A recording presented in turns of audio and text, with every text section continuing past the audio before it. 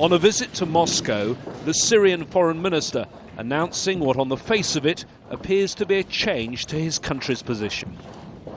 The Syrian government has always said it's prepared to take part in talks, but now they claim they'll sit down with members of the armed opposition. We're ready for a dialogue with anyone who's willing for it, even with those who carry arms. We are confident that reforms will come about, not with the help of bloodshed, but through dialogue. What's not clear is the details. Are there strings attached? And who exactly is al-Muallem prepared to sit down with? On the other side, the Syrian opposition meeting in Cairo remains divided on the issue of talks.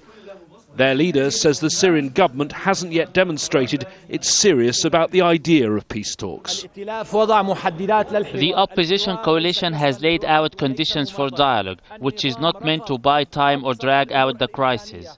However, the regime rejected the simplest humanitarian issue, releasing the detainees, especially women.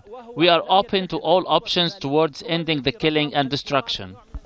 Speaking in London on his first overseas trip, the new US Secretary of State says he's sceptical about the new Syrian offer.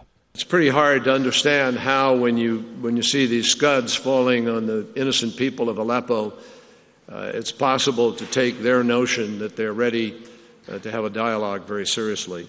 At the United Nations, Western diplomats have long blamed Russia for the impasse around the Security Council table on the issue of Syria.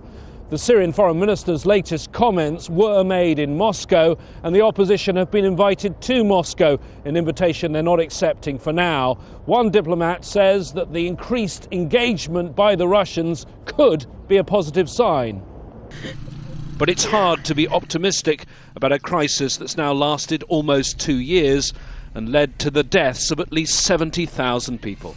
James Bays, Al Jazeera at the United Nations.